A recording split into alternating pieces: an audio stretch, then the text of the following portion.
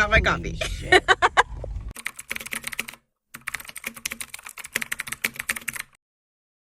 I have a feeling that I'm about to make a good population of people not very happy. I would like to preface this video before I go any further with stating that I have never actually read the Harry Potter books. I read maybe a quarter of Harry Potter and the first one, whatever the first one's called. I'm completely blanking right now. So don't come at me for that. No, it is time. We are going to be talking about, drumroll please, these books. The Twilight books, I think I've mentioned this in former videos, are actually the books that got me into reading, like for real reading. So they hold a very special place in my heart. I grew up watching the movies. They were my favorite movies from like ages, I think 10 to probably 13, 14. So that is why I feel that I have pretty solid ground to talk about why these movies, the Twilight movies, are the best book adaptations, are the best movie adaptations of books that exist in the world. Starting with Twilight, I think that this movie was actually really accurate. I went through, after I finished these, I did read these when I was in like middle school, and then I read them again my freshman year or sophomore year of high school. So it's been a minute. But I remember reading this, I was like, wow, this is really true to the movie. I think that the movie does a really good job of showing her curiosity with the Cullens. Who are they? The Cullens. And her like sort of infatuation with Edward immediately right off the bat. I was unconditionally and irrevocably in love with him. And I also think that the movies do a really good job of showing who Bella is, although I think Bella has more of a personality in the books. I think it would have been really hard to show her full personality in the movies given that it had to be condensed. And I think that it also did a really good job showing who Edward is. Now, I have not read Midnight Sun yet. I own Midnight Sun. It's right there. Right there. I haven't read it yet. So honestly, maybe they didn't do a good job showing off Edward because this book didn't exist. But from how he is in Twilight, they did a really good job introducing Edward and showing how kind of awkward he is and how quiet he is and reserved. It's the fluorescence. Moving on to New Moon. New Moon does a really good job with all of Bella's perspective things.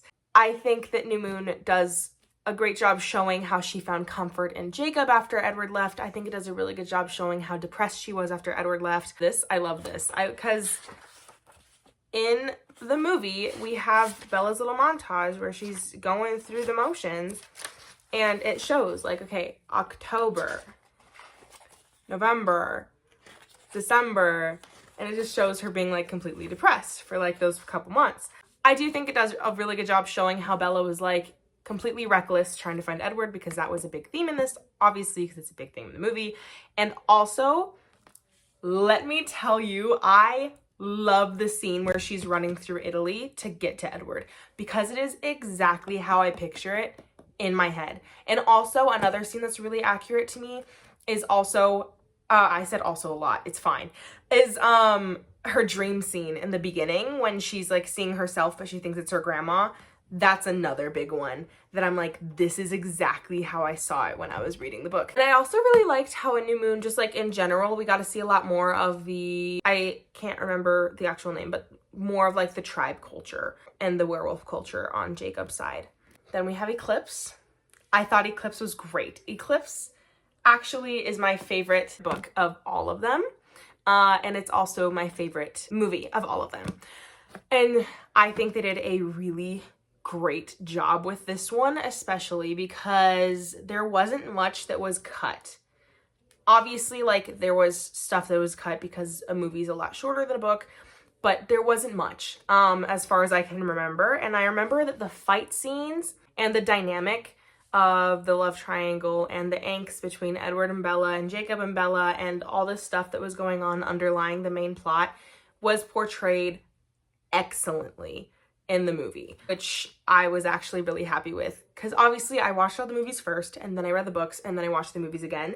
And so being able to go from only knowing the movies to knowing the books and then watching the movies again and seeing how accurate they were was really cool, especially this one. I thought this one and Twilight are probably the most accurate. Finally, we have Breaking Dawn. It did throw me off when I was reading it that this was both Breaking Dawn Part 1 and Breaking Dawn Part 2, because like I said, I came from watching the movies to reading the books, and this is the one that has a lot of Jacob's perspective, which I feel like we were cut short on when we were watching the movie, because they really only showed a few things that Jacob was doing on his own, because I think I really got to know Jacob really, really well via this book. And this is where I started to really, really like Jacob, because before this I was kind of like, oh, Jacob's there.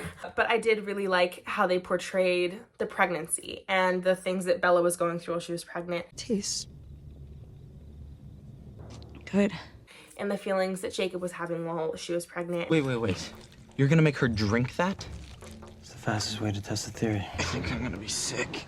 But I did really like the portrayal of everything that happened, and the trickster scene at the end, the fight, that threw me in this just like it threw me in the movie. So being able to be like shocked when I first saw the movie and shocked when I first read this, even though I knew what was happening, I thought was a really cool experience, because I knew it was going to happen, but to know that it was portrayed the same way, and I was like, I never would have guessed, was really cool to me. That is my hot take on the Twilight series. That's why the Twilight movies are the best movie adaptation of books ever, in my opinion. Go watch the movies and read the books if you haven't. Actually, you know what? I don't even know if I would read the books now that my reading palette has expanded, because I'm about to start reading Haunting Adeline. I don't know if I can hop back into the kiddie pool and read Twilight. If you have any really good movie adaptation recommendations, go ahead and leave them in the comments, because I love being able to read a book and then watch the movie. Thank you so much for watching. Go ahead and do whatever you want with those little buttons down there. I hope you have an amazing day or evening.